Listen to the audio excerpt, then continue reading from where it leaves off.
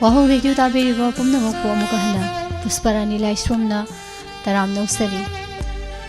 Tawamasibu Tongan ba platform da visual oina meeting tabiriba Saru Abiriba Kudingmak Pusu Taram Nosari Ikokna Kurumjari Uduna Laksari message da Adomna Kanbirakpa Isai Tauram Amuk Adomna Kanbirakiba Isai Sing Mathang Lokhajarake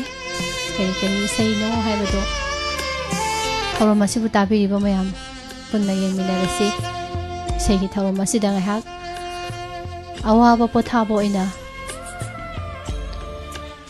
Tauramasi Saru Yaminasi Habo from Sitamzeri Lapjata yang badalengsin birakli basing Mai Bemaning Taukong Iche Promila Mutum Ibung Anjan Hozai Ngakpa Sarana Birwangkem Sarbisoi Ibung Sital Zitlai Kram Ima Susila Ukram Ima Ngobi Karongi Taramno Ukshari Madam Gita Toksong Tagasari Hana Yaima Angom Jambam Taramno Ukshari Ima Promo Taurem Lengsin Birak Ibasing Ima Singam Tamang Udaba Puire Silang Lenton Asem Madam Pakpi Taunawzom Taramno Ukshari Loina na Facebook Live ta Jenaurem Toksong Good afternoon Pia Mangang Good afternoon Amnuaizare Ataidi Soi Toksan Birak Tri Facebook ise Ise Mangibala Taramno Ukshari Ngasigi Isai Ahan Basika Nagino Yingmin Nabaga Loinana Kari Isai no Kanbira Ise Habadum Suk Hangto Ose Pomaya Lokhachage message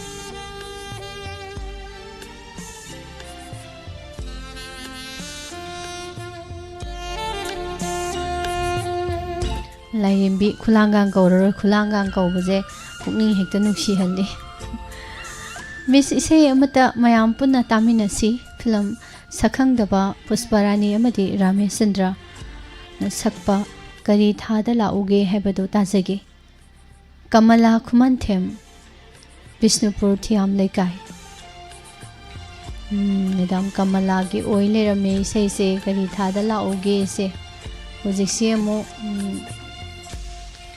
Dong Zinga Singarang Zimukara Manamanim Naiba Taiko Namit Apaba Oibasida Mayam Kari Thada Lauge Madam Kamalagi Say Kanbirak Isai Se Koyam Nungai Nataminasi Sakhang Daba Film Dagi Biramagon Mikolana Saringba Nomaitem Ibom Zana Sairangba Kari Thada Lauge Mera Thada Laksira Pairin Thada Laura Borbaton Ngaijari Saisakpi Amadi Saisakpada Sinazage Mayam Ramesandra Amadi Pusparani Ani Punna Sakminari Baising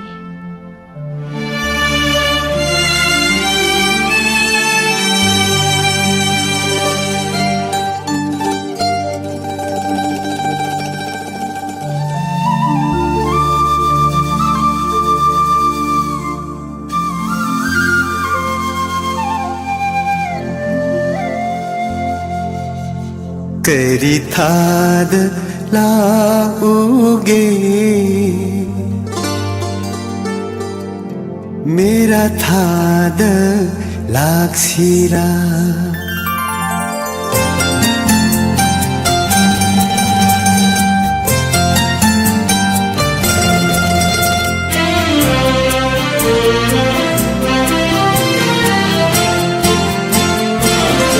Kari Thada Lauge Mera Thada Laksira Pairin Thada Laura Borbato Naizari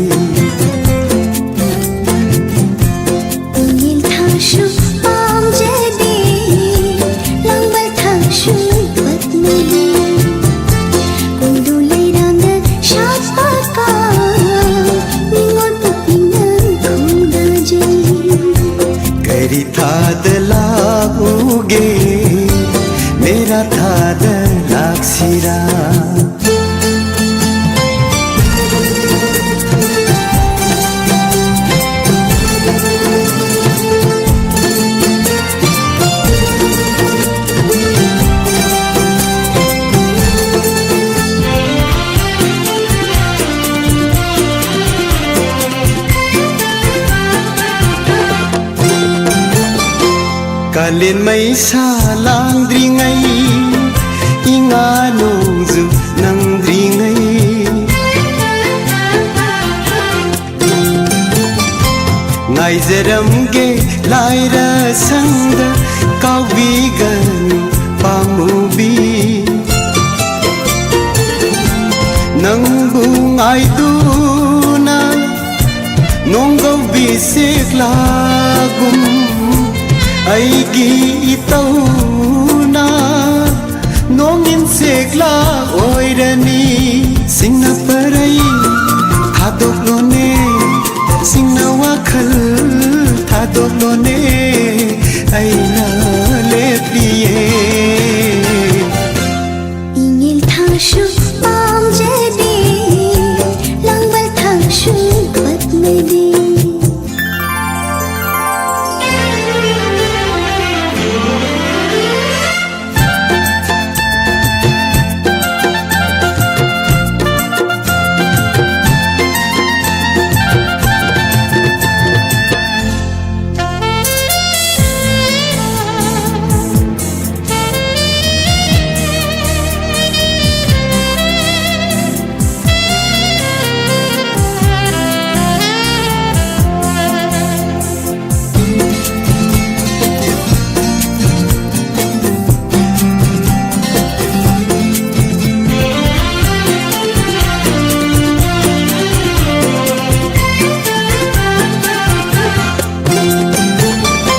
Sajibugi noma panba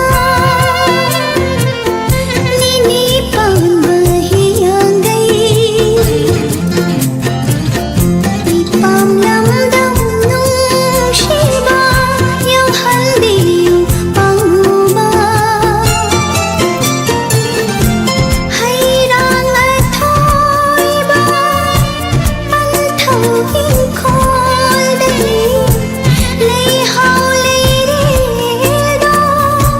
Pukri mapal shat pido Pujarake ang nangi Pujarake nushilangi Lagna binuko Kari thad laguge Mera thad laksira Ingil thashu paam jadi Langbal thashu khat medi Phairin thad lagura Bor bato naiziri Kundulay rang shat paka Ningol pukning na kuida jay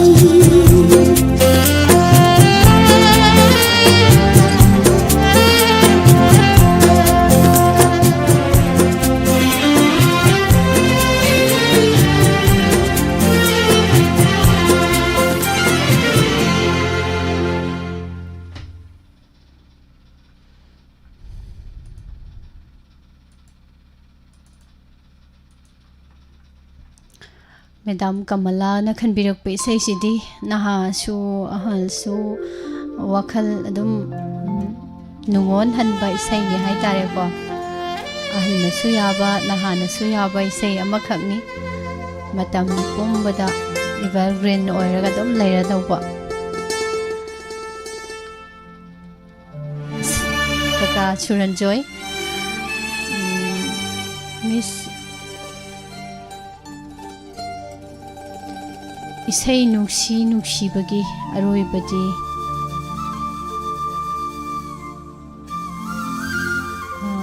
isuni hay tare Miss nuksibagi aroibadi Kari thad lauge Kami si kay noma hayri ay si hujik si gyan si kitang Mera ano tawri laksira Thagatsari Madam Pakpi kakalais from Radha Arvin Nomaithem Je Premita Pabong Punjabi Hari Thagatsari Ima Ibeman Ima Budibati Je Promila Ibung Anjan Nene Helen Ima Bimala Konchang Je Manda Elangbam Sara Nabi Ibung Bizando Bengi Ima Premita Yung Khaibam Je Zaning Kombi Thagatsari Sarsanta Yung Khaibam isay nuwaina taminasi yengsingbiribo mayam pumnama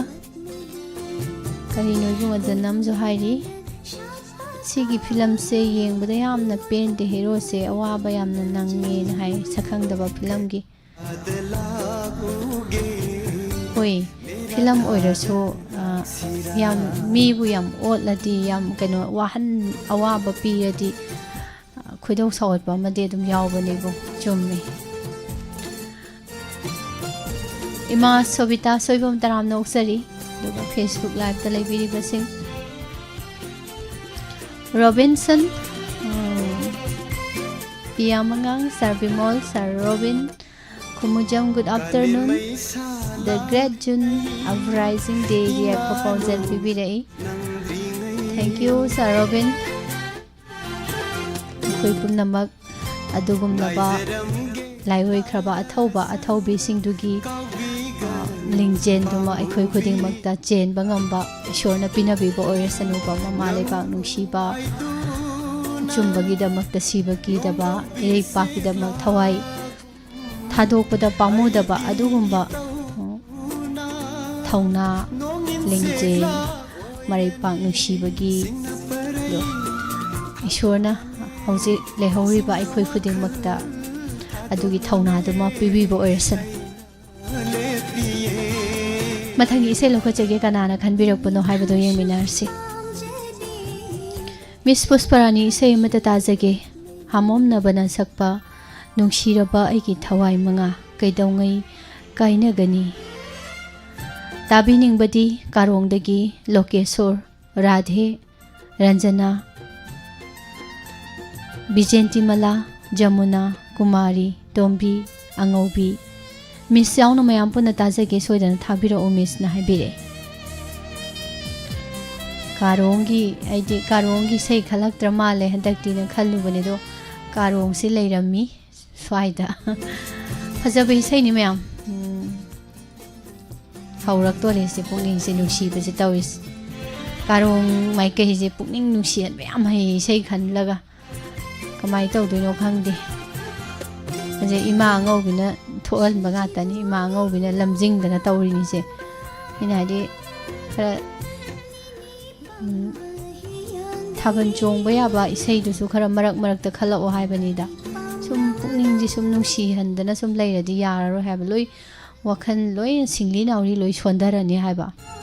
chongba phanba je yam hakchang de yam kanagra jani Nungshiraba aigi thawai manga kaidawngai kainani nanga wari waminai nungai minai wari waminai nungai minai ashukuina tinarakpa nanga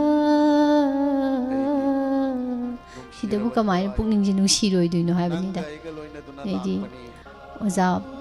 nabagi khonjen na phajabane mayeknaga nungsibane mayam se loi kapade dubu taminarsi se aigi nungsiraba thawai nanga aiga loina duna lakpani asuk kuina loina rakpase nangna aigi hakchang ase thadok tuna chatkin nangna thadok tuna chatkiba matamda aigi hakchang polang suare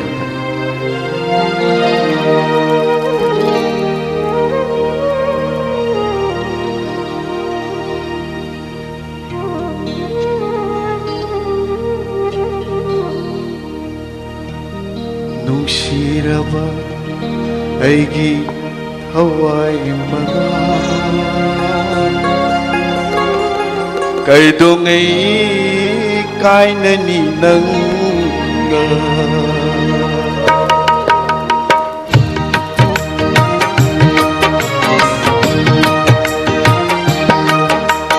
nungsiraba aigi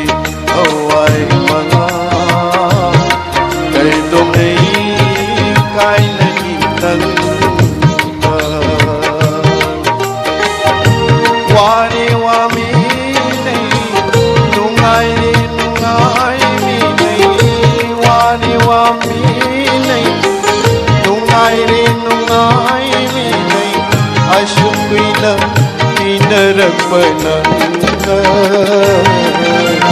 ꯅꯨꯡꯁꯤꯔꯕ ꯑꯩꯒꯤ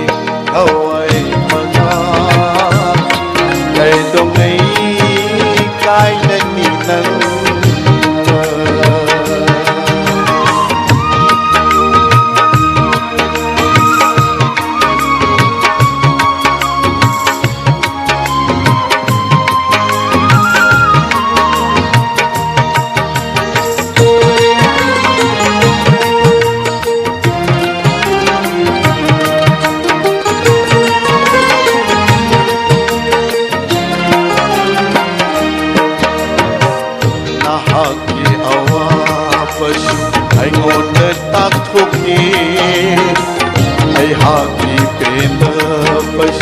नमोद खलहल्ली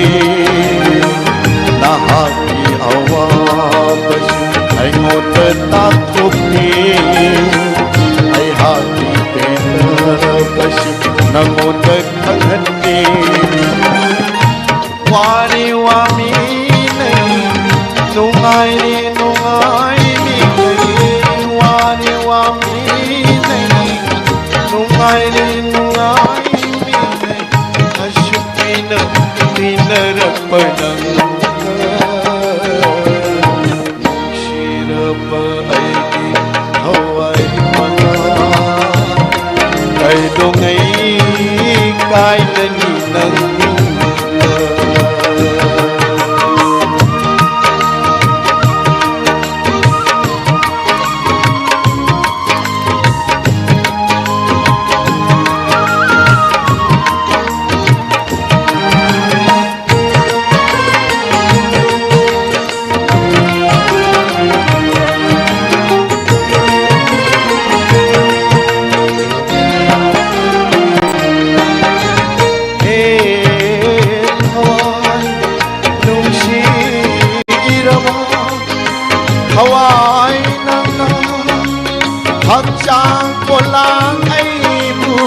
Adoptur chakinu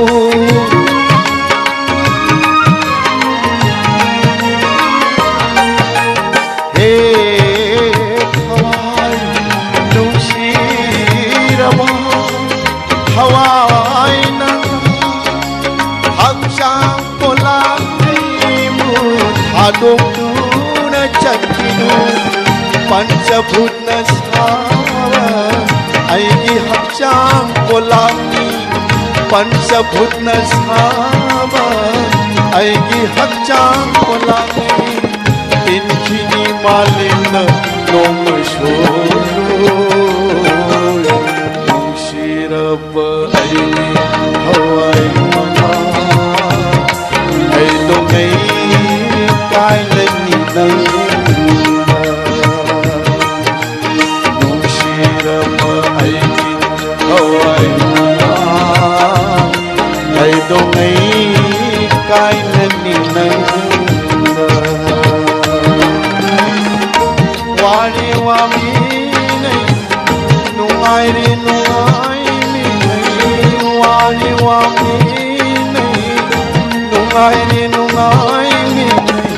Ashupina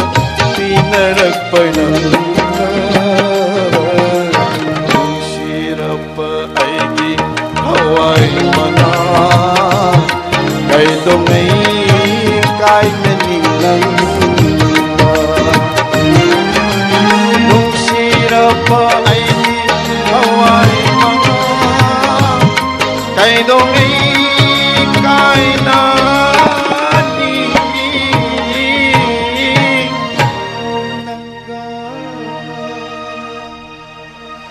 Ibong Anjan na haiba chumi isay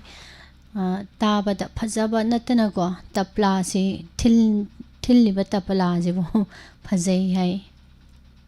mayek seng na phajaba do ko yam nuai sai thagatsari imam chobi iche soro khaibam ibemcha isai nuai na tabiu iche chaning khombi Vidya Kumari Ima Bimola Ijemanda Ima Ibeman Karongi Ima si kappe masak loina thijan batare kuina loina rakpase Kaka Senapati Kuman Tiao Madam Bedana Thagachari Bung Anjan Joy Dangsa Thamoi si swai swai tawi dai Koi je sum zatli zat tuini ko magi mathau loi pang tuini haji mana magi hotnajari ba thabak thorom se ai nomadi soidan siga duini se sum khallu de ko khanjalu de chatuni gai thauraga tongaga pham duini ai hujik sida phammi mayam su phone metana mobile metana mayam sat tawdana ko nungai ni sei tai sigani hai se amta khallu de ko ado sei sima taru ba kanda di khalhalle ba nusi halle kogi punsi se nusiba mari amashu pura I hai tare ko simani mayam se thengnara kanda marup sumangi sei hadak ti awrak trena complain tawre lumpu tom ba thore ado khangti hadak ti kamai tawgrabano ado sei khara leiri marak sida yawri bra do yeng asi naurim gi ne chobi che chobi ram noksari ngai beni leima malatasna arke kaka lai shrum radha nene khuraiza memi bong sitaljit thank you Madam Renubala taram noksari mi se am wale jikan sa dayananda thagasari hanana Madam Nusitombi hudrom Singbi ima Sobita Soibom ima Soibom sila nene Helen kumna mo hana thagachari duga somna kanda yamanga chemangi bala Sarbimon ima Sanathoi ibung laisum taking sarjiban sei simadi tajage ba hai ina oibema sei simatadi tajage ba maibam hembagi khamnung shawa silam ngarang khatasu nahan khatasu thorom sida lokhat khrabani isai do ado tabi hodrabara ado hojikti isai khanbagi chatna kanglo leibani thabadi yadre khanbirak pase ima bina sakhi thagachari hana mathangi sei kanagi no yeminarsi che langle tonsu yawri malle Facebook kise Radhika Chan Elangbom thagachari Miss Isai mata tajage Sar James na sakpa ningol singi chakau tha tajaning badi karong dagi angaubi choro khaibam hi Miss yauna mayam puna tajage soidana thabiro Miss karino imanamu chakau bo watli ngai chakau bo mu ningsing han leisina karonggi seise mathang manau nai na leirami yam nuai tarak karonggi leiba ima iben iche mayam khara leisi nungsigre thapnaba karong lamdam thape khoiga leisigadi dum thapnare ko mayam adudi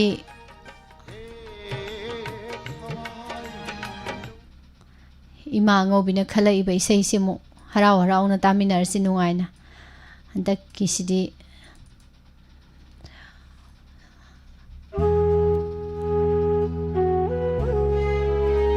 isai si Sar James na ijaba twin tawjaba masamang na sakliba isai ni isai sigi sharang ba Binod Kumar isai taminar si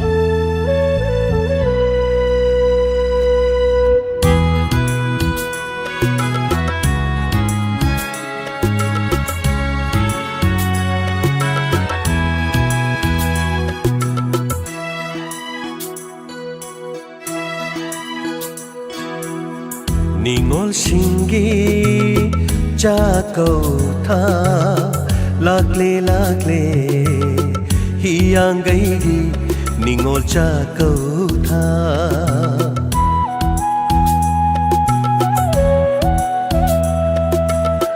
ningol singi jakau tha lakle lakle hiyang gai ningol cha kau tha harawino noktuna mapamay kay pangatha ningol singgi cha kau tha ningol singgi cha kau tha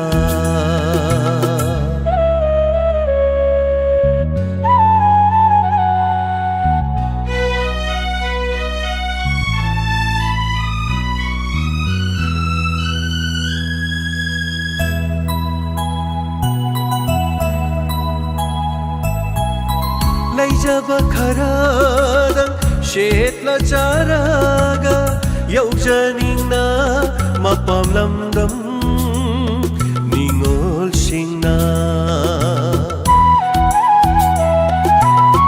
Laijaba kharadang shetla charaga yaujaningna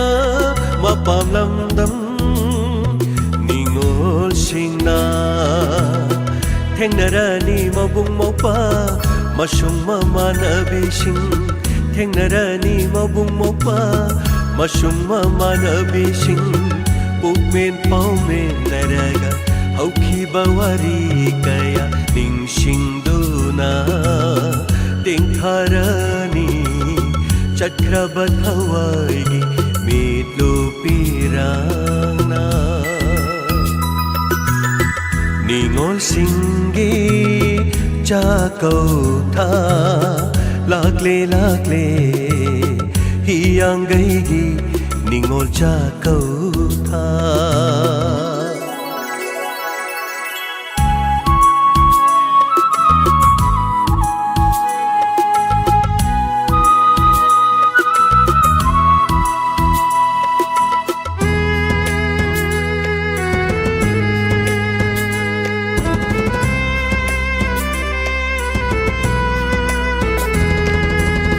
Kanalay jadraba ningol singgi di midupirang sintaba numidni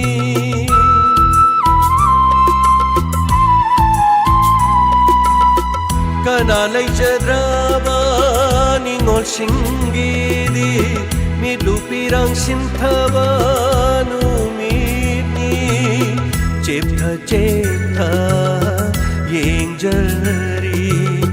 mapamay kay yeng duna lakhidara hay duna yeng jari mapamay kay yeng duna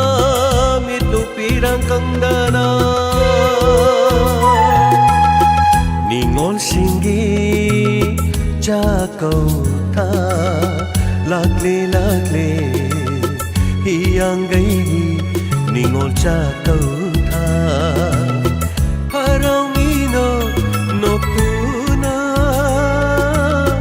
mapamay kay pangatha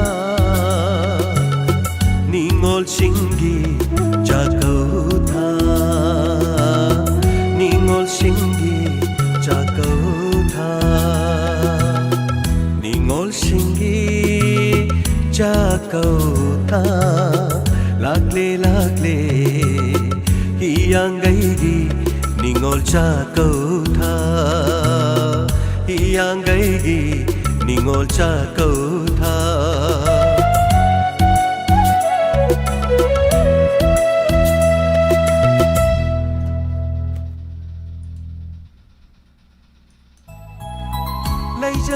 Isaysina kang yoksilakpagi khesi jabaga loi kahongidore thagasari ma karongi ma ngaubi isero chobati taram noksari kainu asidi jeje yahau thengba mal yaima yaima ningsinga ketai Kay kaudoino khangdre do Thagasari ma sobita soibum ne chobi je chobi ise mabem kaksing ima singam tama Bung Ajan, Che Saning Khombi, Che Promila, Che Manda, Che Kalai Shumrada Sarvisoi, Ima Rosemani, Ima Bimola, Thagasari Mayampum Nama, Madam Bedana, Ningol Singge Jakau Madam Abujam, Renupala Taram no Sari, Ningol Jakau Thagasari, Madam Punima Sikhaidem, Ima Susila, Ima Memchobi, Ima Latasna, Pabung Zainta Kumara, Pabung Jiju, Manipur the Legibdagi, Laptaga Ugidre, Koiba Paksata Satran later, Brakang Dretavisi, Ima Bimolata, Taram no Shari, Ima Budibati, Chipramitaning Thosam. Ma Kunjeshwari Oinam, Taram no Oksari, Duga Loina Lunana, Satiken Toksong, Say Fazaina Habile, Anjali, Duga Pia, Sir Robinson, Tagasari, Nelson, Marangsa, Sir James Kibokel said, okay, Matik Faza Crane, Karisin Zakusa Zanona, Angbire. Konjal Pazaba Haraga Handakso, Yankaini Toirak Suba, Yankaini Toi Shuba, Sumanila Festival Gisangdam Nabada, Meragi Mayal Hyber Films, Sumanila Sida, Yauri by say Sir James, the pieces of B, Saki by Saiduna, best singer. Tare, that's Suta Tokre Manadum category heard the Manadum Lobogaluina Sumang Lilasna Anishu Sutagre Nungaibo Pauni Kumayam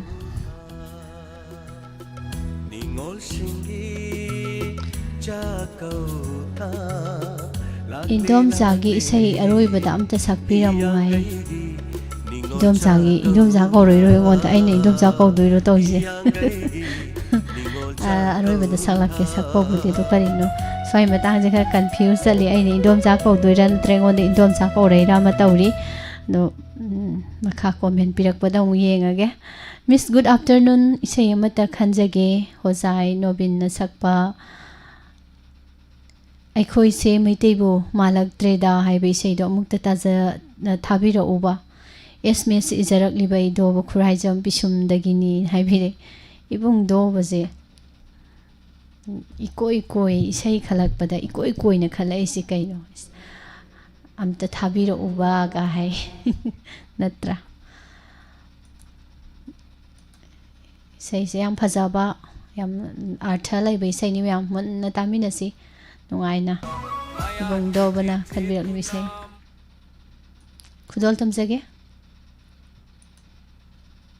Mayan Kije Chetuna, Maitai Pijol Kaubadi, Mayan Sajat Chatuna, Maitai Lamsat Kaubadi, Mayan Chajik Chaduna, Maitai Chacha Kaubadi. Ai Koise, Maitai Guman Silaktreda. Ai Koise, Maitai Do Natramaleda, Man Silaktreda.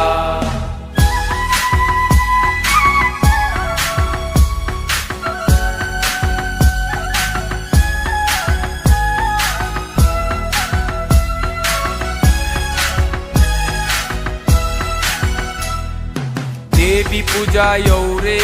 Pantoi Bi Irat Pakaunare, Saraswati Puja Yaure, Mayan Di Sari Setnare, Devi Puja Yaure, Pantoi Bi Irat Pakaunare, Saraswati Puja Yaure, Mayan Di Sari Setnare, Kali Puja Yaure, Kali Puja Yaure, Punjabi Gi Churidar Nawai Chainare. Ai Koise, Maitai Guman Silaktreda. Ai Koise, Maitai Do Natramaleda, Man Silaktreda.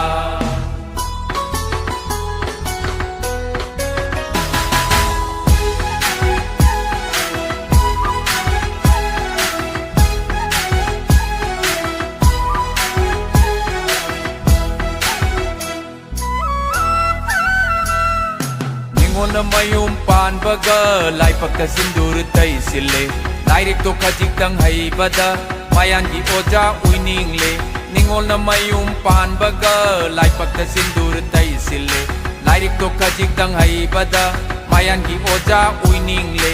मायांगी ओजा उइनिंगले awangda kakale kimandam nongchupta kumthare kotodam awangda kakale kimandam nongchupta kumthare kotodam maite imagi damdi maite imagi mamaldi Dimapur jiri gat yonto kramale Dimapur jiri gat yonto kramale ai koise Maitai buman silakreda ai koise maitai donat ramaleda man silakreda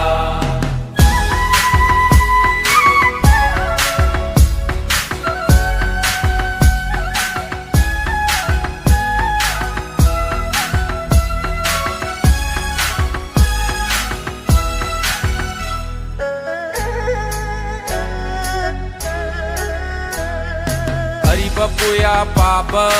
kanagi inkolda yaudre ariba maitai gi chatnabi do kanai imungda leitre kanai imungda leitre ariba puya papa kanagi inkolda yaudre ariba maitai gi chatnabi do kanai imungda leitre kanai imungda leitre ayukna korau hundringai mirol gi laisol na chumat pire Nungthilna pungawai dingai Hare Krishna lau sinbir Hare Krishna lau sinbir Numidam waira moira pada Disko na napayay sinbire Disko na napayay sinbire Ay kose Maitai buman silakreda Mayan cicet-cetuna Maitai pijol kau badi Mayan sajat-jatuna Maitai lamsat kau badi Mayan cajik caduna Maitai saksa kau badi Ai koise Maitai buman silakreda Ai koise Maitai donat ramaleda Man silakreda Nat ramaleda Man silakreda La la la la la la la La la la la la la la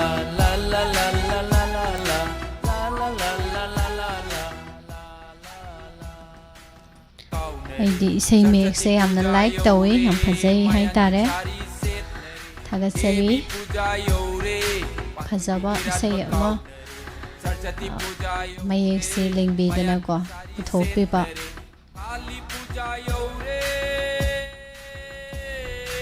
ꯍꯥꯏꯁꯨ ꯍꯥꯏꯕꯅꯤꯀꯣ ꯃꯌꯥꯝ ꯃꯤꯅ ꯇꯥꯔꯗꯤ ꯀꯩꯅꯣꯝ ꯍꯥꯏꯗꯤ ꯌꯥꯝ ꯂꯧꯁꯤꯡ ꯋꯥꯈꯜ ꯂꯧꯁꯤꯡꯗꯤ ꯑꯣꯏꯈꯤꯅꯦꯕꯀꯣ ꯑꯩꯈꯣꯏ ꯃꯩꯇꯩꯁꯦ ꯈꯔꯗꯤ ꯑꯗꯨꯝ ꯇꯧꯋꯦ ꯍꯥꯏꯇꯥꯔꯦ ꯌꯥꯎꯗ ꯌꯥꯎꯋꯦ ꯍꯥꯏꯇꯥꯔꯦ ꯁꯨꯝ ꯌꯦꯡꯉꯣ ꯄ꯭ꯔꯤꯊꯤꯕꯤꯁꯤꯗꯀꯣ ꯂꯩꯔꯤꯕ ꯑꯩꯈꯣꯏꯒꯤ ꯇꯣꯉꯥꯟ ꯇꯣꯉꯥꯟꯕ ꯖꯥꯇꯤ ꯀꯝꯃꯨꯅꯤꯇꯤ ꯃꯌꯥꯝ ꯂꯩꯔꯤꯁꯤꯡꯁꯦ ꯃꯐꯝ ꯑꯃꯗ ꯂꯩꯔꯁꯨ ꯃꯥꯒꯤ ꯆꯠꯅꯕꯤ ꯃꯥꯒꯤ ꯙꯔꯃ ꯆꯠꯅꯕꯤꯗꯣ ꯂꯣꯏꯅ ꯉꯥꯛꯅ ꯃꯐꯝ ꯑꯃꯗꯕꯨ ꯂꯩꯔꯁꯨ ꯍꯦꯛꯇ ꯉꯥꯛꯑ ꯆꯠꯂꯦꯕꯀꯣ ꯑꯗꯣ ꯑꯩꯈꯣꯏꯗꯤꯅꯦ ꯑꯩꯈꯣꯏ ꯃꯩꯇꯩꯁꯤꯗꯤꯅꯦ ꯏꯇꯣꯠꯇ ꯇꯣꯠꯁꯤꯟꯅꯔ ꯂꯩꯔꯝꯃꯤ ꯍꯦꯛꯇ ꯏꯌꯥꯎꯗ ꯌꯥꯎ ꯂꯩꯔꯝꯃꯤ ꯑꯃꯒꯤꯁꯨ ꯍꯦꯛ ꯌꯥꯎꯁꯜꯂꯤ ꯑꯃꯒꯤꯁꯨ ꯍꯦꯛ ꯌꯥꯎꯁꯜꯂꯤꯀꯣ ꯀꯔꯤꯃꯥꯏ ꯍꯥꯏꯗꯣꯏꯅꯣ ꯈꯪꯗꯦ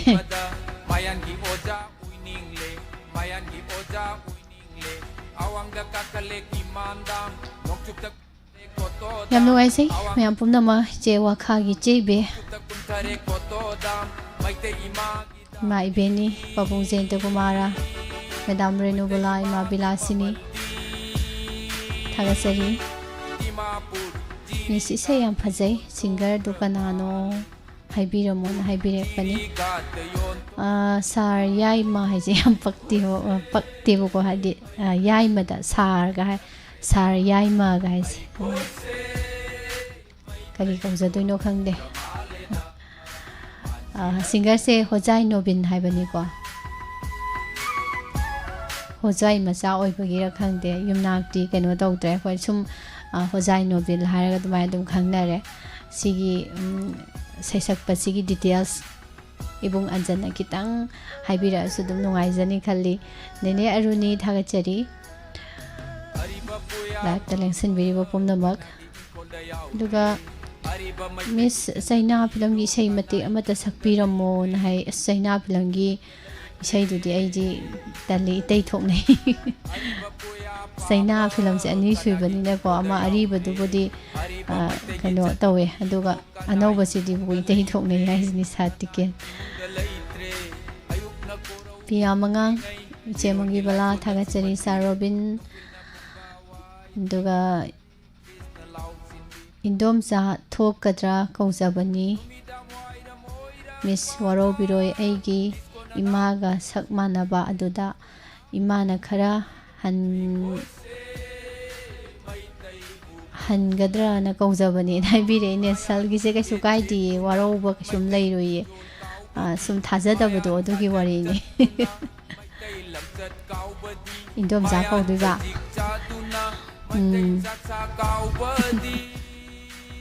ꯏꯟꯗꯣꯝꯆꯥꯒꯤ ꯅꯦꯜꯁꯟ ꯍꯥꯏꯇꯥꯔꯦꯅꯦ ꯑꯗꯨꯗꯤ ꯉꯁꯥꯏꯒꯤ ꯅꯦꯜꯁꯟꯒꯤ ꯏꯁꯩꯗꯣ ꯀꯔꯤ ꯍꯣꯔꯦꯟ ꯑꯔꯣꯏꯕꯗ ꯑꯃ ꯁꯛꯇꯣꯔꯛꯑꯒꯦ ꯏꯟꯗꯣꯝꯆꯥ ꯊꯥꯒꯠꯆꯔꯤ ꯏꯆꯦ ꯑꯅꯤꯇꯥ ꯔꯥꯖꯀꯨꯃꯥꯔꯤ ꯇꯔꯥꯝ ꯅꯣꯡꯁꯔꯤ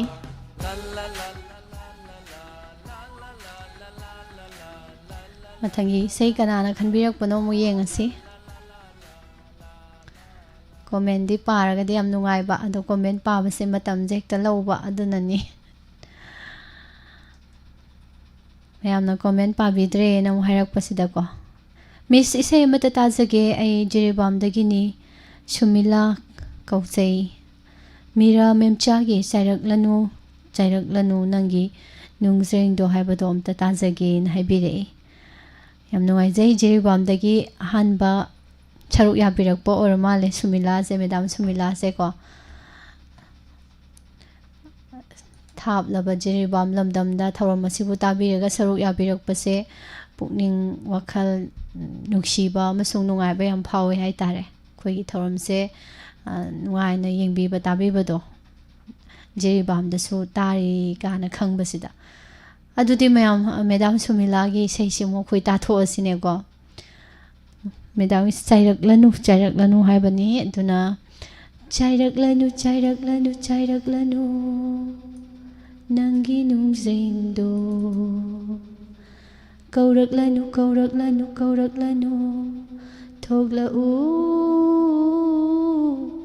ꯍꯥꯏꯅ ꯐꯖꯕ ꯏꯁꯩꯅꯤ ꯃꯌꯥꯝ ꯇꯥꯊꯣꯛꯑꯁꯤ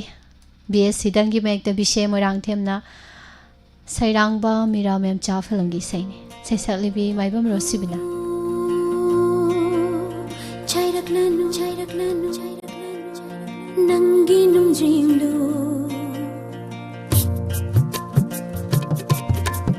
kauraklanu thoklaku haina ngasigi thabal se phajai haiba khangi nanakta yingbadi yingnaroi ngasidi ngasigi thabal se phajai haiba khangi nanakta yingbadi yingnaroi ngasidi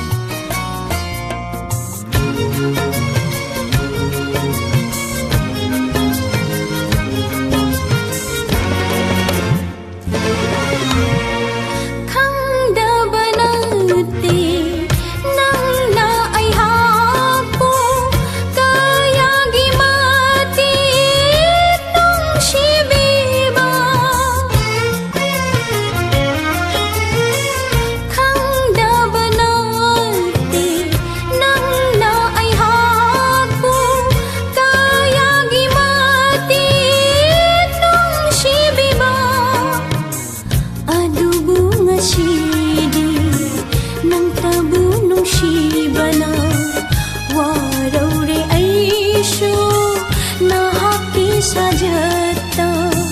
ngasiगी थाबल से फजै हाइबा खंगे ननाक्ता यिंगबदी यिंगनरोय ngasiदी ngasiगी थाबल से फजै हाइबा खंगे ननाक्ता यिंगबदी यिंगनरोय ngasiदी chairaklennu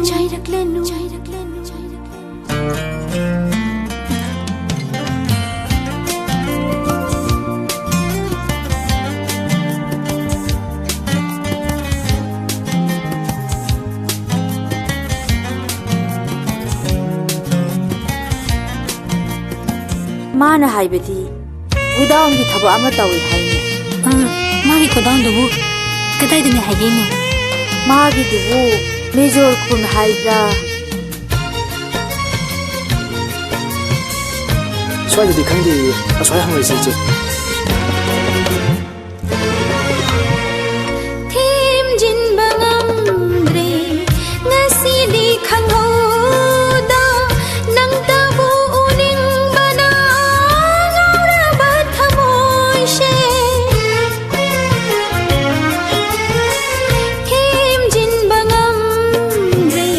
ngasidi khanghoda nangtabu uning bana ngauraba thamoy she asumna ai hapu utpiranu kuina laklo chanaba leplaro imangda chairaklo ni nangi nungjengdo kauraklo ni thoklaku haina ngasidi thabal se haifam khangda phajare nanakta yingbadi phangdaba kuire da ngasidi thabal se haifam khangda phajare nanakta yingbadi phangdaba kuire da chairaklo ni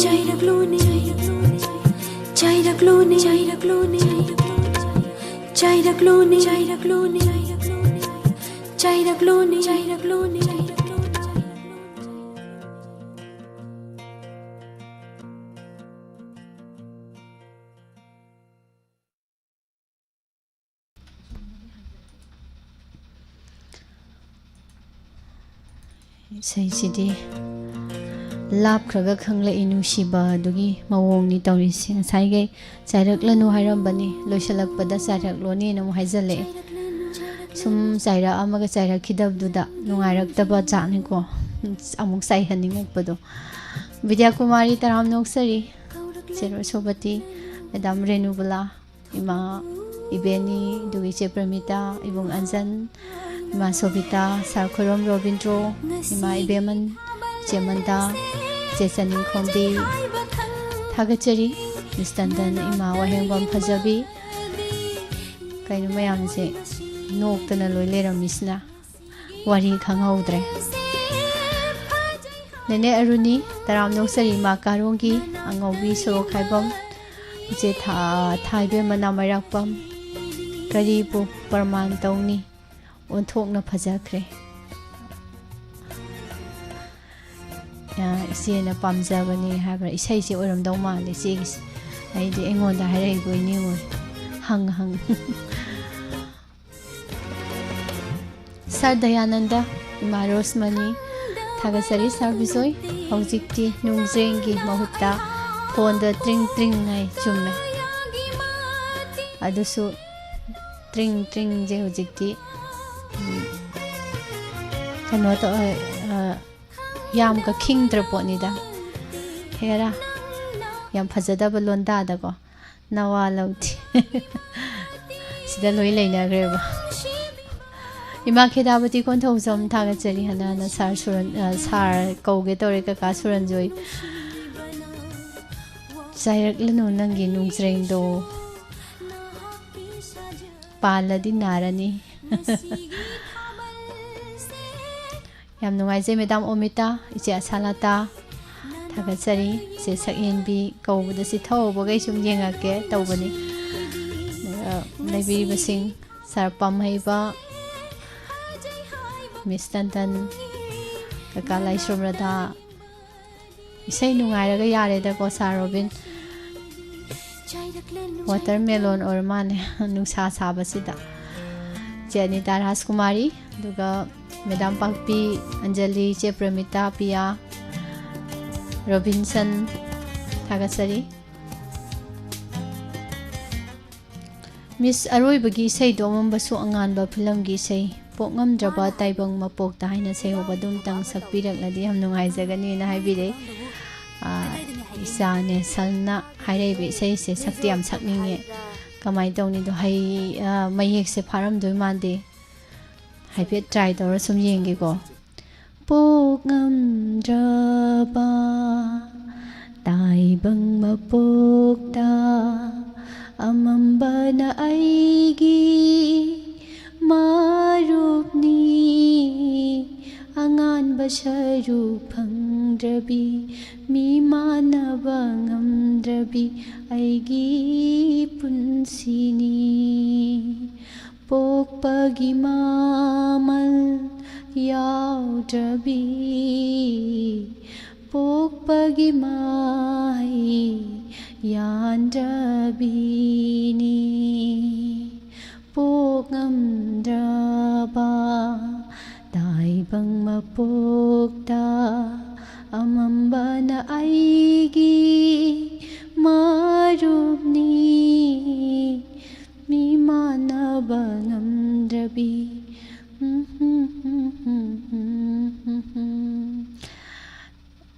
पुकनिंग नुसिबा इसै याम तासनबा यादेको Nelson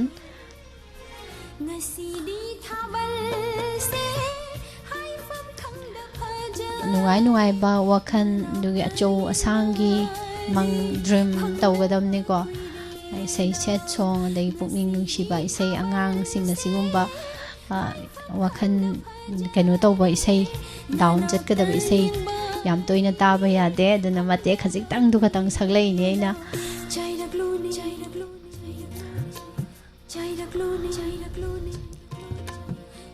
दमसा Promila अहिबमसु यावरमिबा माले तराम नोक्सरी मथंग इसै कनागिनो मुयेंगसे दुगा नाम दिलीप सारबुसु तराम नोक्सरी सार बेमोल दुगा साटिकेन थोक्सोम थागतसरी miss इसै अमता ताजगे अखुनबा money film दगी नोंगदंबा नंगी कुमहै से करंबा मतमदा लोइगनी तौरेदो इसै अमुक टोंबा थांजमना सकपदो इसै खंजरकलिबा आई लमदिंग लाइसोम लेकाइदगी सुरमला मिस अमदी लाइव जाता लैबा वाहोंग रेडियो तारिबा अमदी टीवी येंगबिरिबा पुमनमका तामिनजरगे सोइदना थाबिरउको मिस नाइबिरे सुरमला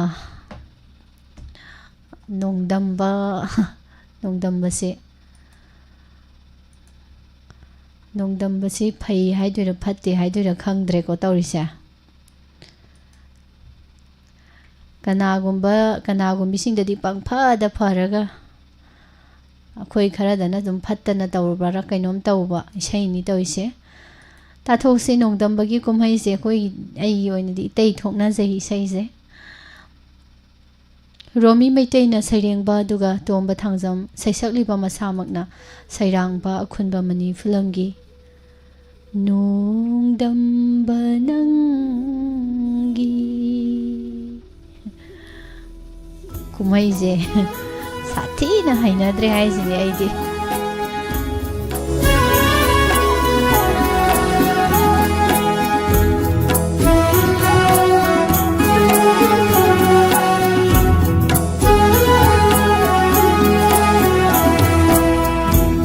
नोंदंबा नंगी कुमहैसे करंबा मतमदा लोइगबा करिसु खंजादबा नानाइदा करंबा चांगिनो नाकी करंबा चांगिनो नाकी नोंदंबनंगी कुमैशे करंबा मतंदा लोइगवा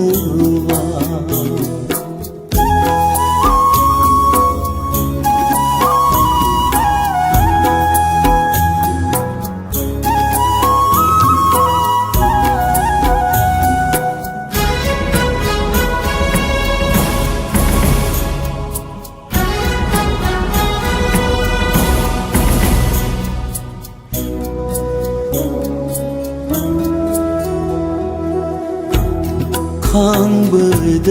वारवा पुंशीशे मखोल थोकना कपलक्ले ये निंहुलखिदारा अमुखन्ना मचु थोप्रभा Punshi सीदा मचु थोप्रभा Punshi सीदा नोंदंबनंगी कुमैशे Karamba मतंदा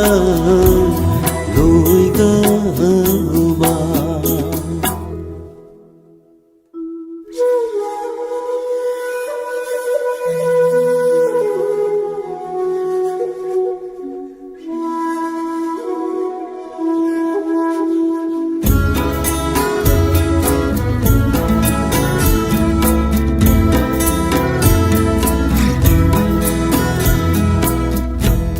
lối khresenu mapokshe ashumna im khresenu punshishu tangoigum nungai bagayek na ba lai bakshida मरुपोई Jarange अशीबगा मरुपोई Jarange अशीबगा नोंदंबनंगी कुमैशे Karamba मतंदा लोइगवा करिसु खंजादबा नानाइदा Karamba चांगिनो नाकी करंबा चांगिनो नाकी नोंदंबनंगी कुमैशे करंबा मतंदा लोइगवा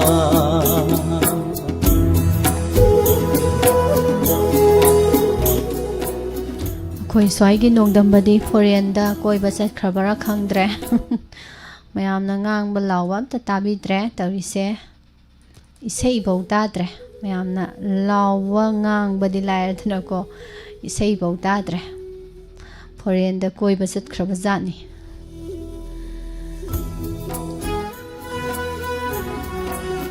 ताबु तारमदि थबो ओइने खितासु तौरक्पा याइना नत्रा तौरक्त्रिसिनि तादबैनि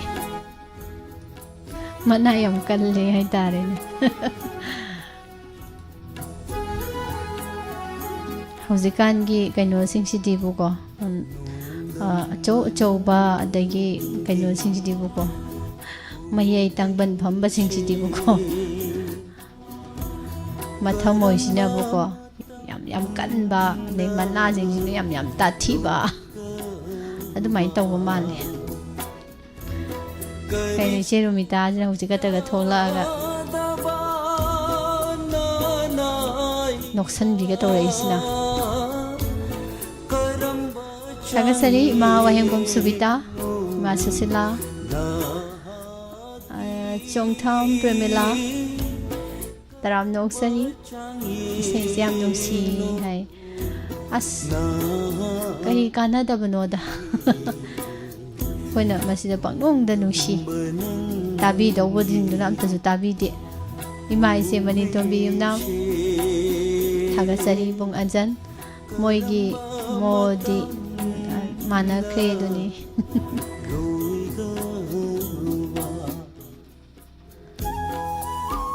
Madam Amita Thonozum, Taram Noksari, Tagatsari J Taibema, Mr. Nico Ajikaino, Taniko Hypermali, Taniko Hyper, Tade Taro, Manalo Kanjalam, Luis Taram Noksari, Manali Tireiro, Lumputo Mini, Kangnasi Kantolakan, Ipong Premsit. Taram Noksari, Madam Akoizam Vidyarani, Madam Janaki Sagol Semi Maras Kumari Guneshwari, Mai Beman, Ma Bimola, Ma Rosmani, yang Pumnama, Dom Sarinu, Ate Miam Imam Jobi Sa Robindroy, Miam Library Basing Loisala Abani say di Loy Bodum Tamina Sin Haizage. Ibong ngangom in Manipur, Taram Noksari, life that Tina the Bayam Quere. Aduga Loina na,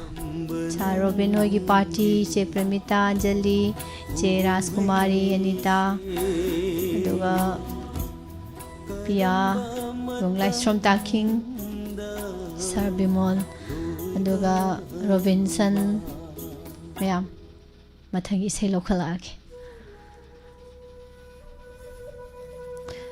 Miss Nung Sibi say Matakanzage, Joy Kumar na Sakpa, Paru,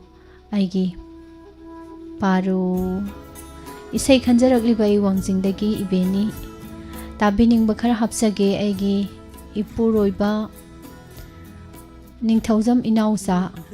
Iche Bino, Ibecha, Kunjeshwari, Usharani, Amasung, Satalai Pamayam Punamaka, Miss Kaloina Natamina Zarage in Hibiri. I gide dum Tazage my Benny. I gisharote Tazage Bako. As Paru Umtar Sikomayam Paru. Aigi Parabati Hoigi Parabati Mayam Anin Kumar na sayang by say ni Kunjoy Kumar na sagli by say Taminarsi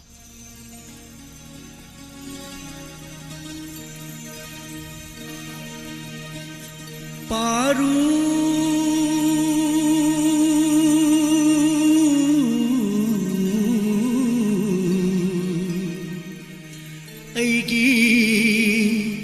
Parvati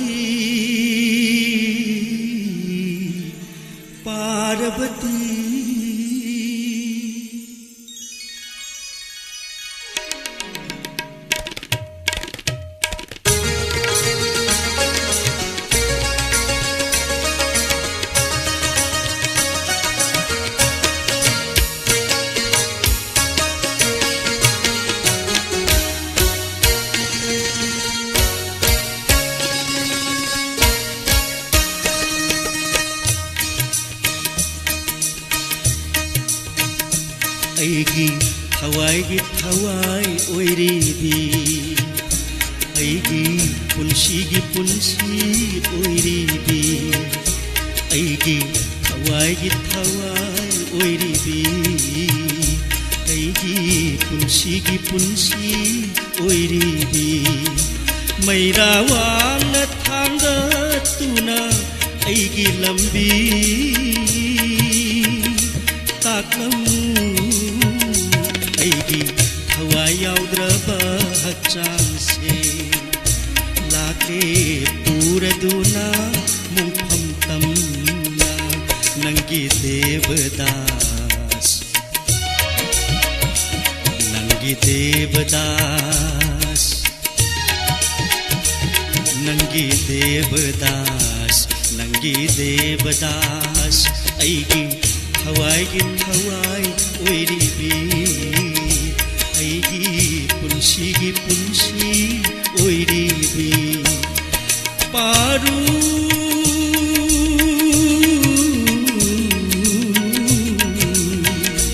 अइगी Parvati Parvati Parvati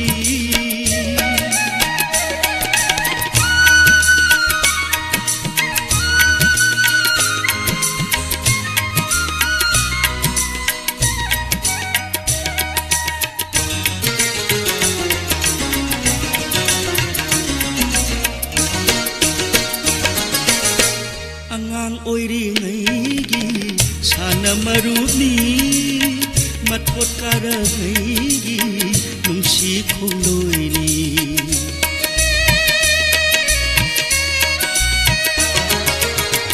अंगां ओइरिङैगी साना मरुनी मथोट कारङैगी नुंसी खोलोइनी पनफुं यौरमदाइदा कायना मैसानी नंगी वाखलदा केमलब हक्चांगनी लिखलीदा लुपलब अइगी पुंसीनी अइगी थवाई याउद्रबा हक्चांग से लाके पूरदुना मुंफम तमना नंगी देवदास नंगी देवदास नंगी देवदास नंगी देवदास अइगी थवाई ओइरिबी अइगी पुंसी ओइरिबी पारू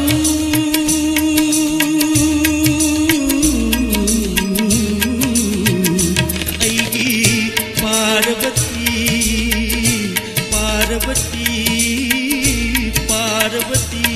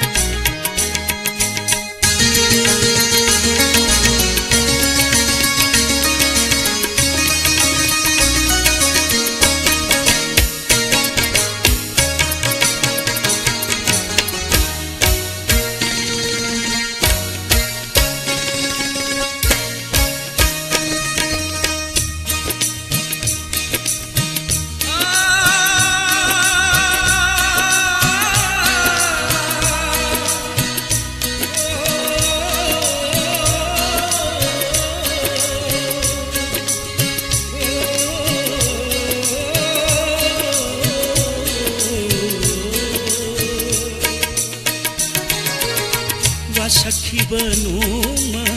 ननातला के यौरगले ngasiदी numit ado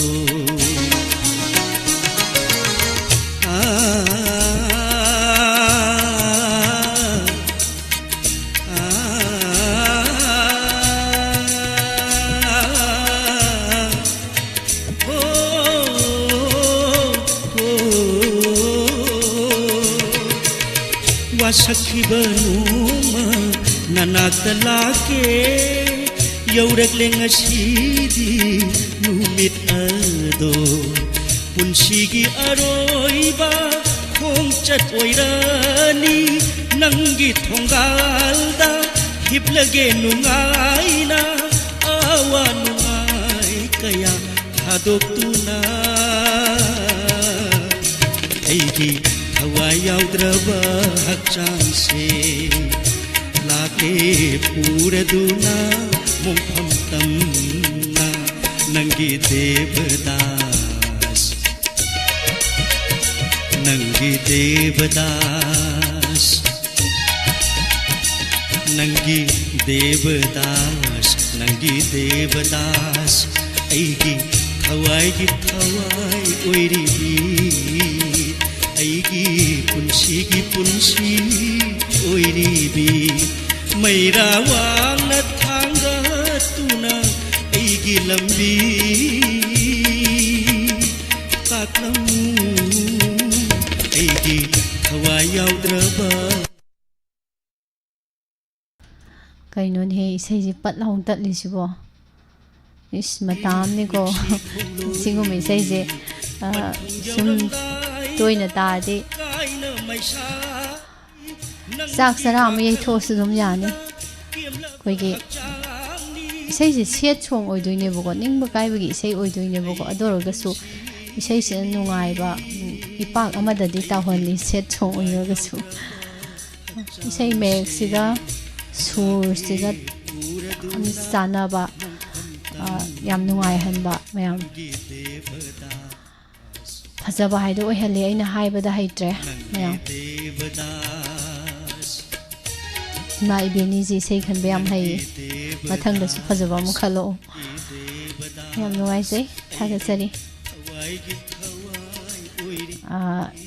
याम सासिनबदो देवदास का हायगदि फिल्म द करी द देवदास की वारी लाइक लोइना याम खंगेदना को अदुगा साइ मादी निसागी पाकता लुप्पगा तावगा लेरबनी निसागी इपाक्तुना मागी नुसिबसु कावहनबा ngamdre को अदुगो सुम ओन्ना थोइना सकलेइबे इसे याम सानाबसु सिन्नबा हाइदो मित्तगा संसंग उरकपा हाइदो ओएबा फिल्म ना अमनी इसेसना अमनेबा दोरगसु मिसु फजै इसेसु फजै ना हाइबिरे एदाम खम्बीना फबुदी फजबने ना याम फजरुबै नतेको याम फजबगी दि नते इसे रासि जेगा चदुम खरा याउगिबगी तौबनेबा मेदाम कनानो नसिदि याम फजै ना हारैदो नसिदि गा हाइजलै नुंतीगे दुम फजबदुबो नोके तौरगा खक्लाउं पनहल्ली तल्ली इमानबी ब्रजेश्वरी सुजिक्ता लाई इमानी लिक्लीदा लुपलबा हाइसिबो ज्ञान का ताद्रेदाना इबुंग अदु खंगजलु कई कानमनो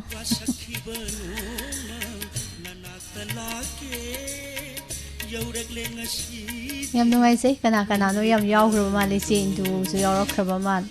चोमथिन युम खाइबम होय दु मयाम लेबिरिबा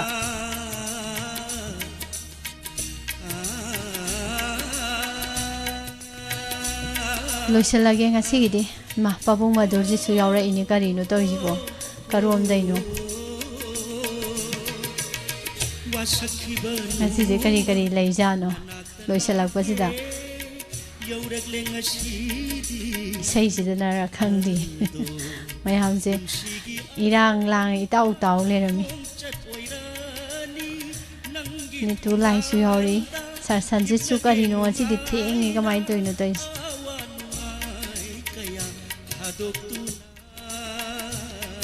लोइसिला सेबा रोबिन्सन अरोइबगी पोट हाप या स्कूल की पाखंग अंगावबदो सकपिरमो हाइरि या स्कूल की पाखंग की अंगावबा मिस इसे मत्ता सकपिरमो उजनिंगबा सकतम अस इसे याम खंजले फेसबुक पार्टी न नैरे एंगोंदा इसे खलकपदादी को कोई यूट्यूब की दी याद्रे सही खलन बहाइते फेसबुक पार्टी ने हेली सही खन बहाइ बस हेक हाइजिनबो उजनिंग बसक्तम सुमते मंगागे सादिले ꯑꯗꯨꯒ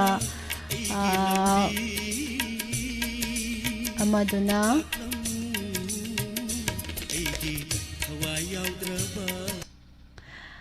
ꯊꯥꯒꯠꯆꯔꯤ ꯃꯌꯥꯝ ꯄꯨꯝꯅꯃꯛ ꯌꯥꯏꯁ꯭ꯀꯨꯜꯒꯤ ꯄꯥꯈꯪ ꯑꯉꯥꯎꯕꯒꯤꯁꯦ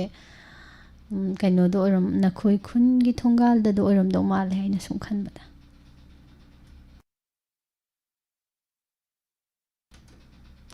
ꯄꯣꯜꯍꯥꯞ ꯑꯃꯨꯛ ꯇꯥꯃꯤꯟꯅꯔꯁꯤꯀꯣ ꯍꯩꯇ ꯑꯗꯨꯝ ꯇꯧꯔꯛꯀꯦ ꯃꯌꯥꯝ ꯈꯨꯕꯥꯛ ꯈꯨꯕ ꯀꯥꯎꯅꯤ ꯑꯃꯨꯛ ꯏꯁꯩ ꯇꯥꯔꯤꯉꯩꯗ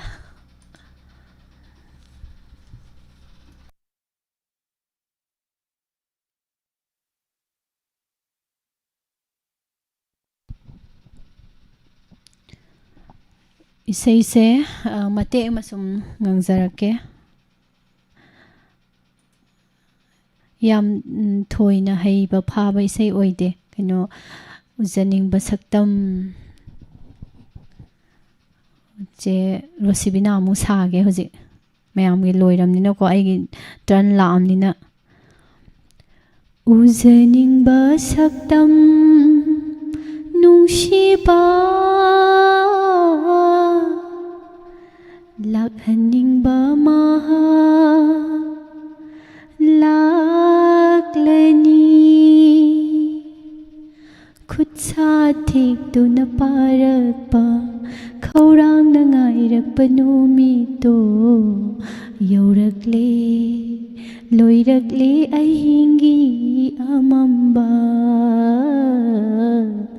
ꯂꯣꯏꯔꯛꯂꯦ ꯌꯧꯔꯛꯂꯦ ꯑꯍꯤꯡꯒꯤ ꯑꯃꯝꯕ ꯕꯁꯟꯇꯒꯤ ꯅꯣꯡꯉꯥꯜꯂꯝꯗꯥꯏꯅ ꯂꯥꯛꯂꯕꯗ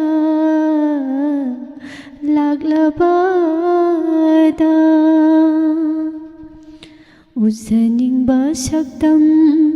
ꯅꯨꯡꯁꯤꯕ ꯂꯥꯛꯍꯟꯅꯤꯡꯕ ꯂꯥꯛꯂꯅꯤ ꯈꯨꯠꯁꯥ ꯊꯦꯛꯇꯨꯅ ꯄꯥꯔꯛꯄ ꯈꯧꯔꯥꯡꯅ ꯉꯥꯏꯔꯛꯄ ꯅꯨꯃꯤꯠꯇꯣ ꯌꯧꯔꯛꯂꯦ ꯂꯣꯏꯔꯛꯂꯦ ꯑꯍꯤꯡꯒꯤ ꯑꯃꯝꯕ ꯂꯣꯏꯔꯛꯂꯦ ꯌꯧꯔꯛꯂꯦ ꯑꯍꯤꯡꯒꯤ ꯑꯃꯝꯕ ꯕꯁꯟꯇꯒꯤ ꯅꯣꯡꯉꯥꯜꯂꯝꯗꯥꯏꯅ ꯂꯥꯛꯂꯕꯗ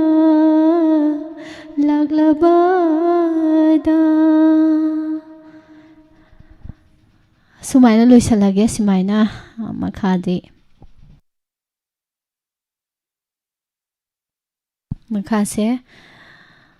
ꯃꯈꯥꯁꯦ ꯏꯁꯩ ꯃꯌꯦꯛꯇꯨ ꯍꯦꯛꯇ ꯀꯥꯎꯏ ꯅꯈꯣꯏ ꯈꯨꯜꯒꯤ ꯊꯣꯡꯒꯥꯜꯗꯅꯤ ꯑꯩꯅ ꯅꯪꯕꯨ ꯌꯦꯡꯖꯕ ꯅꯈꯣꯏ ꯈꯨꯟꯒꯤ ꯈꯨꯟꯖꯦꯜꯗꯅꯤ ꯑꯩꯅ ꯅꯪꯕꯨ ꯉꯥꯏꯖꯕ ꯅꯈꯣꯏ ꯈꯨꯟꯒꯤ ꯊꯣꯡꯒꯥꯜꯗꯅꯤ ꯑꯩꯅ ꯅꯪꯕꯨ ꯌꯦꯡꯖꯕ ꯅꯈꯣꯏ ꯈꯨꯟꯒꯤ ꯈꯨꯟꯖꯦꯜꯗꯅꯤ ꯑꯩꯅ ꯅꯪꯕꯨ ꯉꯥꯏꯖꯕ ꯀꯩꯁꯥꯝꯊꯣꯡ ꯈꯨꯜꯒꯤ ꯏꯆꯜꯋꯣ ꯑꯥꯏꯔꯨꯏ ꯅꯪ ꯇꯖꯦꯅꯦ ꯀꯩꯁꯥꯝꯊꯣꯡ ꯈꯨꯜꯒꯤ ꯏꯆꯜꯋꯣ ꯑꯥꯏꯔꯨꯏ ꯅꯪ ꯇꯖꯦꯅꯦ ꯑꯩꯈꯣꯏ ꯈꯨꯟꯒꯤ ꯂꯩꯁꯥ ꯃꯌꯥꯝ ꯅꯪꯉꯣꯟꯗ ꯅꯣꯛꯅꯔꯦ ꯂꯩꯀꯥꯏ ꯅꯛꯅ ꯂꯩꯅꯔꯒ ꯏꯀꯥꯏꯕ ꯈꯪꯃꯟꯗꯦ ꯑꯩꯈꯣꯏ ꯈꯨꯟꯒꯤ ꯂꯩꯁꯥ ꯃꯌꯥꯝ ꯅꯪꯉꯣꯟꯗ ꯅꯣꯛꯅꯔꯦ ꯂꯩꯀꯥꯏ ꯅꯛꯅ ꯂꯩꯅꯔꯒ ꯏꯀꯥꯏꯕ ꯈꯪꯃꯟꯗꯦ ꯌꯥꯏꯁ꯭ꯀꯨꯜꯒꯤ ꯄꯥꯈꯪ ꯑꯉꯥꯎꯕ ꯑꯩꯗꯤ ꯅꯪꯕꯨ ꯅꯨꯡꯁꯤꯗꯦ ꯌꯥꯏꯁ꯭ꯀꯨꯜꯒꯤ ꯄꯥꯈꯪ ꯑꯉꯥꯎꯕ ꯑꯩꯗꯤ ꯅꯪꯕꯨ ꯅꯨꯡꯁꯤꯗꯦ ꯈꯨꯜꯒꯤ ꯍꯔꯥꯎ ꯀꯨꯝꯍꯩꯒꯤ ꯃꯈꯣꯜ ꯇꯥꯕꯁꯦ ꯑꯩꯗꯤ ꯑꯍꯤꯡ ꯇꯨꯝꯕ ꯌꯥꯗꯦ ꯂꯝꯂꯥꯟꯕ ꯄꯥꯈꯪ ꯀꯅꯥꯒ ꯖꯒꯣꯏ ꯁꯥꯃꯤꯟꯅꯔꯝꯒꯗꯔꯥ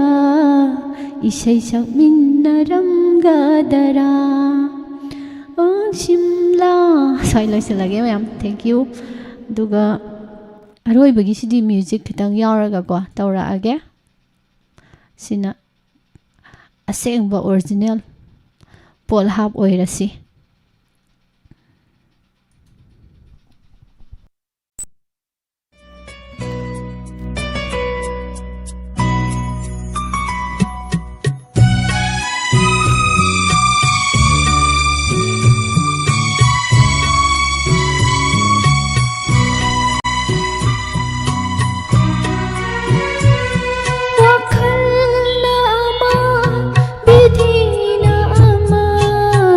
ꯃꯁꯤꯕꯨ ꯄꯨꯟꯁꯤ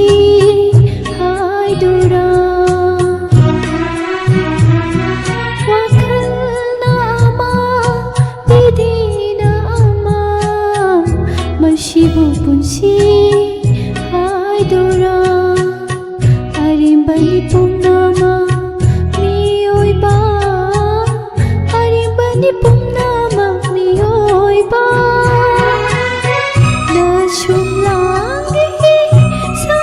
ꯆꯔꯨꯕ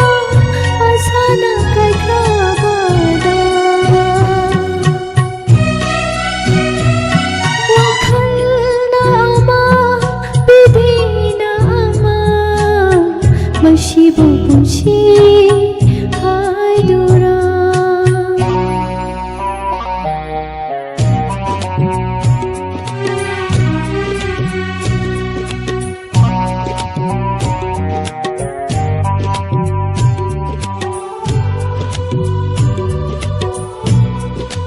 ꯃꯌꯥꯝ ꯈꯨꯕꯥꯛ ꯀꯥꯎꯅꯤꯀꯣ ꯈꯨꯕꯥꯛ ꯃꯊꯧ ꯇꯧ ꯍꯥꯏꯁꯤꯅꯤ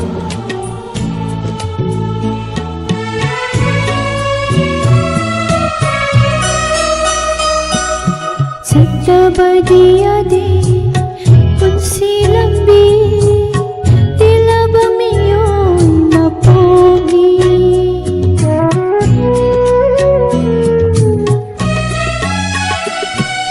ꯆꯠꯇꯕꯗꯤ ꯌꯥꯗꯦ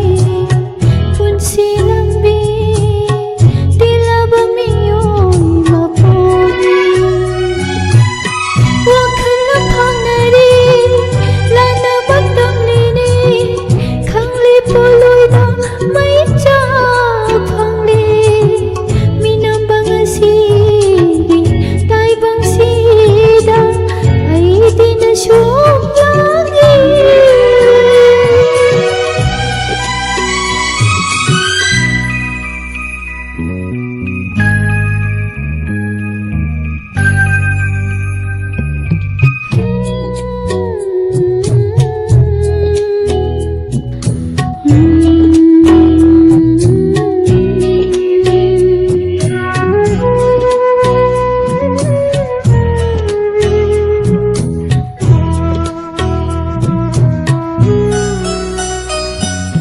ꯅꯨꯡꯁꯤꯕꯤ ꯅꯣꯛꯁꯨ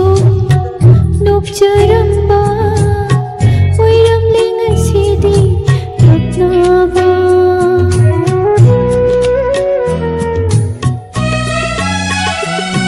ꯅꯨꯡꯁꯤꯕꯤ ꯅꯣꯛꯁꯨ ꯅꯣꯛꯆꯔꯝꯕ ꯑꯣꯏꯔꯝꯂꯦ ꯉꯁꯤꯗꯤ ꯀꯞꯅꯕ ꯌꯦꯅꯤꯡꯊꯥꯇꯕꯨ ꯉꯥꯏꯖꯔꯝꯕ ꯎꯄꯥꯜꯁꯤꯡ ꯅꯨꯡꯁꯤꯂꯃꯩꯅ ꯃꯩ ꯋꯥꯏꯔꯤ ꯊꯥꯖꯗꯕ ꯇꯥꯏꯕꯪ ꯈꯣꯡꯆꯠꯁꯤꯗ ꯉꯁꯤꯗꯤ ꯅꯁꯨꯝ ꯂꯥꯡꯏ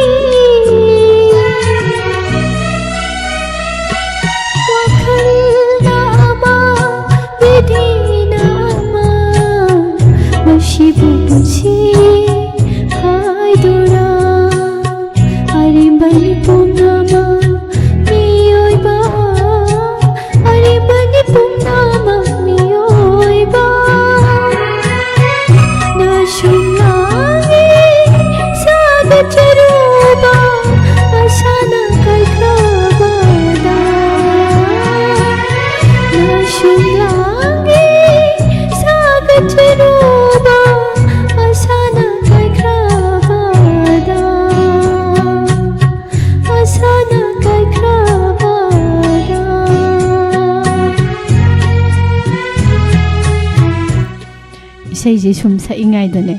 कोकासे उरु ngausalakpai wani kanana bo mayek se ngangai sum kaino tagidabasu oibani no ko mayek si manungda sai yauram mijing do kaino da kok da dak palakpai wani mayam usinna sina ngasi gi sumai loisala je isai gi thauram se makha tarakpa thauram sing nungai na mu taminarasi saruk yabiu mayam isai saknabi sei khanbi sumang lila pukningi warol inspector tayai leptana tongan ba pungpham singda mayam gi damakta sem saraga thamjari message ta khanbirakpa isai loisila e mayam hayengumba isai khara taminarba matungda hangchit ka di isai khanbagi dumaina khudong sabado leigadawba male mayamda mangjongna खितंग मांगजौनना हाइजरिसिनी अदुना थौरम से ताबिरिबा सरुक याबिरिबा सिंगना कोइगी इसै खनदबा खललोइदोबा मतमदा खलकपदो थाबा ngamdabdo yam nungaite hai tarego khalaga aduna isai khanbagi tanjadуда isai khanbiraga thauram si hena nungaina matam sangna koina thauram si pangthokpa ngamnana ba mayamna support tobiu haizari pumnamakpu tongan ba platform da leibiriba saruk yabiriba sing ngasigidi message ta khanbirakpa isai gi thauram si loisinjabagi mayamdagi yabadu lawjari pumnamakpu pusparani laisum namuka hana khurumjari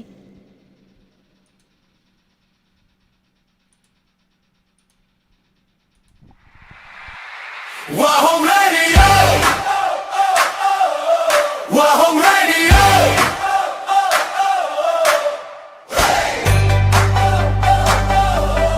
Wahong Radio 90.0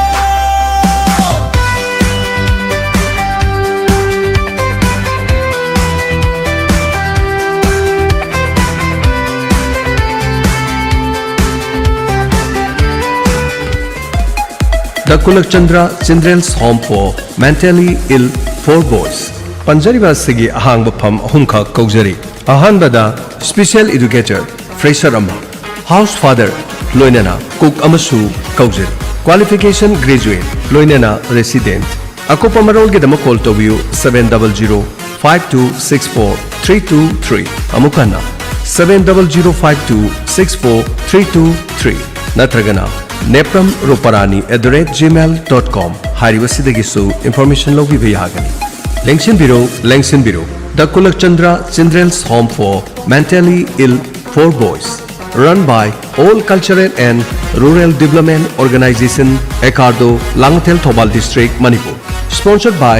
ICPS SW, Government of Manipur. Mafam asida nupa masa singi oiba, mentally masagi oiba, miyam ka khazik nimana dabu singi, home asida makoi bu takpi tambiduna, miyam marakta tinbang amnana nabagi damak, ningthizana ngak senduna thamjari. Maram asina mentally ill oiraba, nupa masa singi home asida lakpiduna tanabiu. Mafam na Langathel Moirang Leka.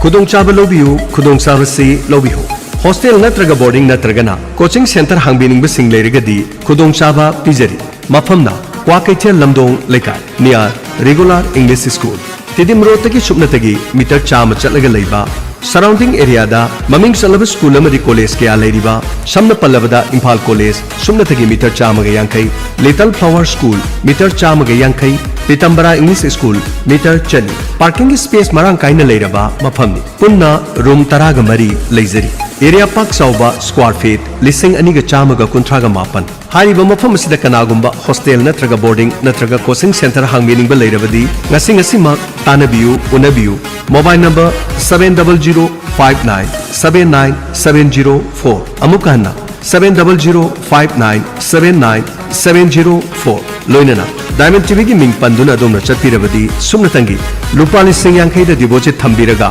hariba hostel natraga boarding natraga coaching center asi hangbiba yagani mafamna Kwakaitel Lamdong Lekai near regular English school.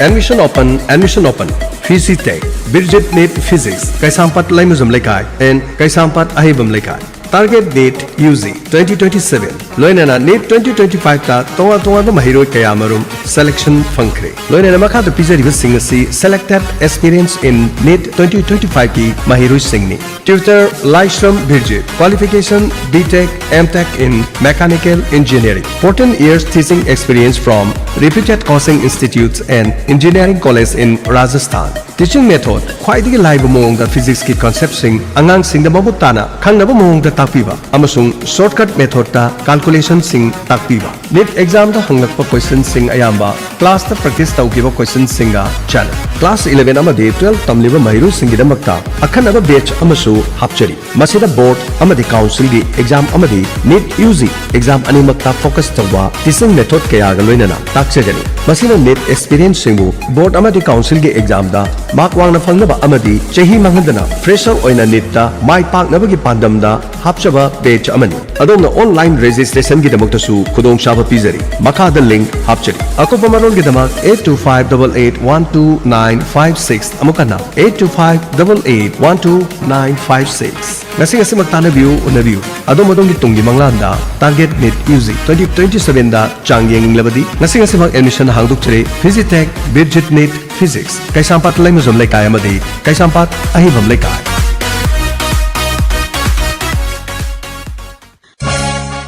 Moiba lekai khudingda aphaba school kaya amasu leinari khudong jaba kaya amasu pinari ado nasa sibu karam school na tamhandoino afaba mayamgi marakta ama uriba Slopeland Public School khongjumna tamhalase moiba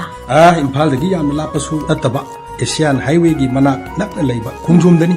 jingi hekna pomde ekar nifu hena pak chawba jing pat turen ga sagonana asang pambi hei lei kaya na leiting laba campus ne samna harabada Shanti Niketan gum educational garden amasu oriba mahi tambagi di khwai dagi fawam famni class 10 amadi 12 ta Manipur gi ona topper kaya puthokre arts science commerce loina makta tamba yarba loina na ne 80% amadi masidagi hena phangba mahiru singidi admission su free ne adigumba imsikpa sep oiba school campus tu da isada tamkhradi aikhoi siumda kai no khoda jaba yara oine mahiroi singda nabodia sainikum mahi tambada ayet papan makai ba pidraba mahiroi chatuk chatre hena leiba yaba boarding facility su leiraba adugi mathakta oja sing su mahiroi singa punna leiminari ba school ne Slopeland Public School moiba haina ba leidana chahi amagi plan tawge haradi phau thau chahi taragi plan tawge haragana u thau chahi chamagi plan tawge haradi icha semu haina bado atudi moiba Slopeland Public School khongjom da tamhanbana aikhoi gi suning mathungani isagi admission gi ase phone number harake Slopeland Public School khongjom gi phone number 961 59 659 22 Selti Thobal May Elikai MI Road Thobal Haribasi post vacancy da male sweeper natraga male cleaner ama kaujari thagi tolop lupali singni pandigi hauze